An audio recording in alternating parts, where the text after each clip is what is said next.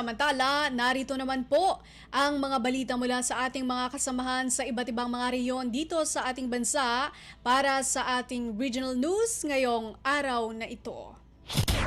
Balita mula sa lalawigan sa bawat rehiyon ng ating bayan. Dito sa Ang Pilipinas Ngayon.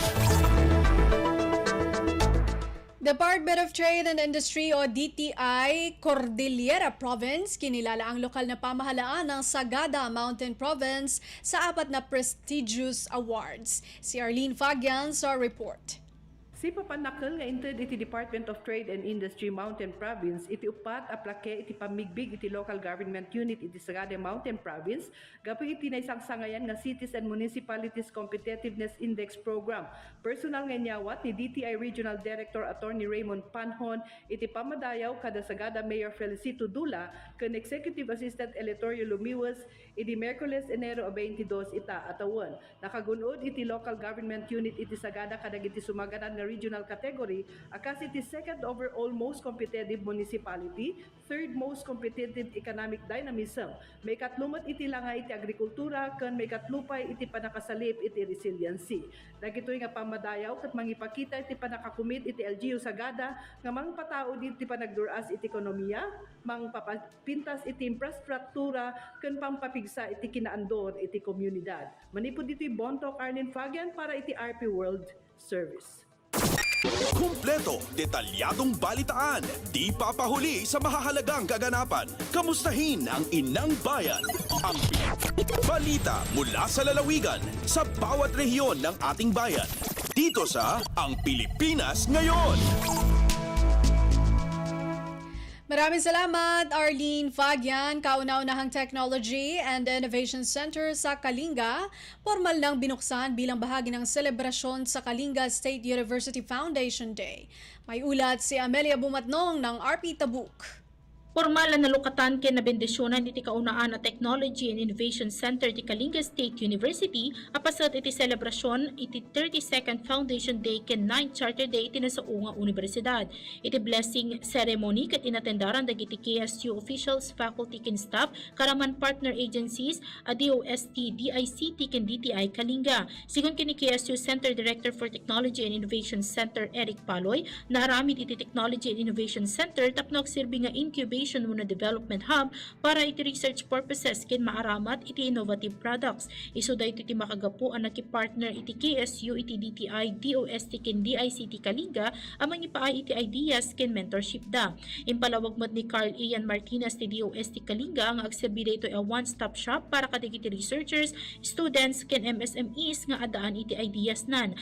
Babaan iti mentorship dagiti partner agencies, ma-develop dagiti ideas ingga nga agbalin a viable as startup business. Manipod DZRK Tabuk, Amelia Bumatnong para iti Radyo Pilipinas World Service. Balita mula sa lalawigan sa bawat rehiyon ng ating bayan. Dito sa Ang Pilipinas Ngayon. Maraming salamat, Amelia Bumatnong. Implementasyon ng kalinisan sa Bagong Pilipinas program mahigpit na isinasagawa sa bayan ng Bayambang, Pangasinan. Si Sara Cayabyab ng RP Dagupan sa balita.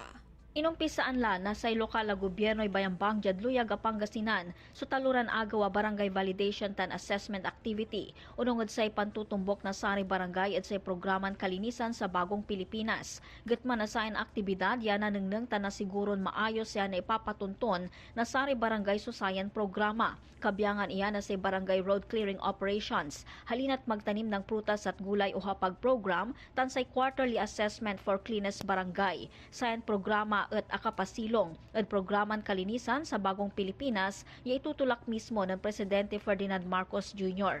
Sign validation tan assessment at sari sako pa barangay at dadauloan na sa binuodan Municipal Validation Team, kabyangan na empleyado at PNP, BFP, nanduruman opisina at munisipyo, Public Safety Office tan liga na barangay. Diyan sayan kurang at napansan siya tan mas lalo na parakep so kalinisan kaayusan tan say seguridad at sari naakan diyan sari barangay. Manlalapod Dagupan City, Sara Cayabyab para sa Radyo Pilipinas World Service. Balita mula sa lalawigan sa bawat rehiyon ng ating bayan. Dito sa Ang Pilipinas Ngayon. Maraming salamat, Sara Kayabyab. Mga mangingisda hinikayat na patuloy na mangisda sa West Philippine Sea, mandato ng BIFAR para sa mangingisdang Pilipino patuloy na gagawin. Detalye mula kay Tom Alvarez ng RP Lucena. Hinikayat ni Occidental Mindoro Governor Eduardo Gadiano ang mga mangingisda na patuloy na mangisda sa West Philippine Sea o WPS sa isinagawang press conference sa ikapitong provincial caravan para sa West Philippine Sea na ginanap sa Mamburao, Occidental Mindoro, Kamakalawa. Ayon naman sa mapad ng BIFAR, patuloy nilang gagawin ang mandato nito para sa mga mangingisdang Pilipino na sumusuporta sa mga katagang habang may Pilipinas, habang may Pilipino. Isa rin sa mga layunin na binigyan diin sa nasabing caravan ay ang pagpapalaganap ng WPS Action Plan at hikayatin ng integrasyon nito sa mga local development plan at strategies. Nabuo ang ganitong inisyatibo sa pamamagitan ng kauna-unahang National Summit para sa West Philippine Sea na ginanap noong August 2023.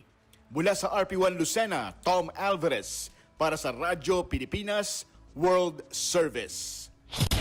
Balita mula sa lalawigan sa bawat rehiyon ng ating bayan. Dito sa Ang Pilipinas Ngayon. Maraming salamat kay Tom Alvarez. Farmers and Fisher Folks Day matagumpay na idinao sa Nara, Palawan. Si Lizelle Pilapil ng RP Palawan sa balita. Ing selebraro man kasangapon Enero 21 sa munisipyo ang Nara, Palawan ang kadlawan ang mga manig-uma ig manigpangisda o Farmers and Fisher Folk Day nga may temang gintong kamay gintong ani pagpupugay sa lakas at sipag iang mga magsasaka at manigpangisda.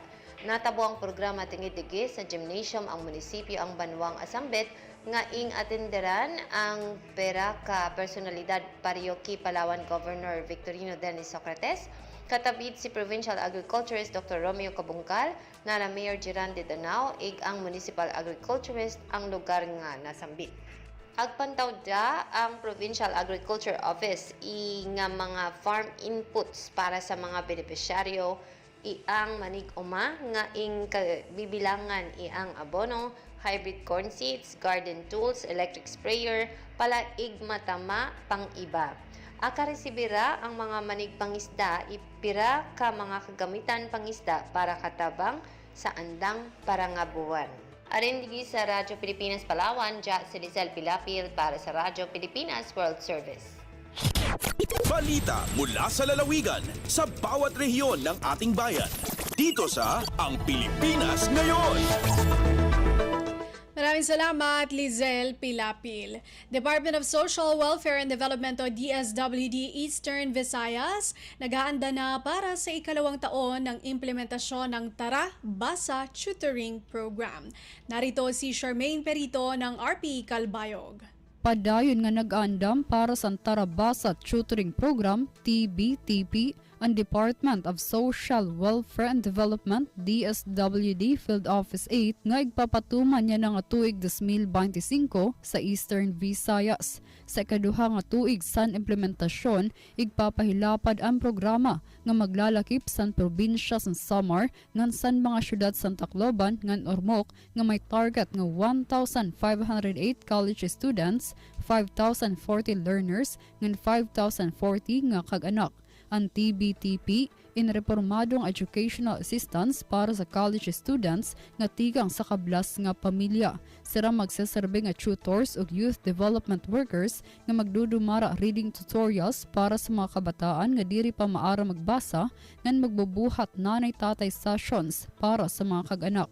Ang mga estudyante makakarawat sin adlaw-adlaw nga sweldo nga kapareho sa regional daily minimum wage para sa 20 ka adlaw nga learning sessions, samtang ang mga kag-anak makakarawat 235 pesos sa kada adlaw nga sesyon. Nagpapadayon ang DSWD sa pakigsumpayan sa Department of Education ng mga state universities and colleges para masiguro nga husto ang preparasyon, kaapi sa mga aktibidad ang pagpili sa mga benepisyaryo orientation sa mga tutors, capability building ng community assemblies. Kung mahihinumduman sa naglabay nga tuig 2024, nag-deploy ang DSWD sa 375 tutors ng youth development workers tikang sa Samar State University ng Northwest Samar State University nga kagserbisyo sa 1,981 learners ngan 1,977 nga kag-anak sa duha nga syudad ngan 19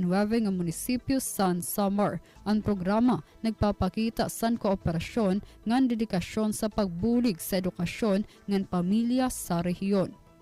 Para sa Bagong Pilipinas, Charmaine Perito, Radyo Pilipinas, Radyo Publiko, Kalbayog. Balita mula sa lalawigan sa bawat rehiyon ng ating bayan. Dito sa Ang Pilipinas Ngayon.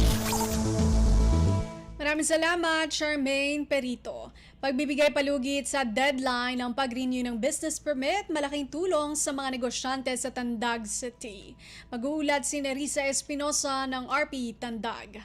Usa ka dakong tabang alang sa mga negosyante dinhi sa syudad sa Tandag nga wala pa nakaparenew sa ilang business permits atol sa gipahigayon nga Business One Stop Shop o BOSS ang gihatag nga dugang lugway sa panggamhanang syudad sa Tandag.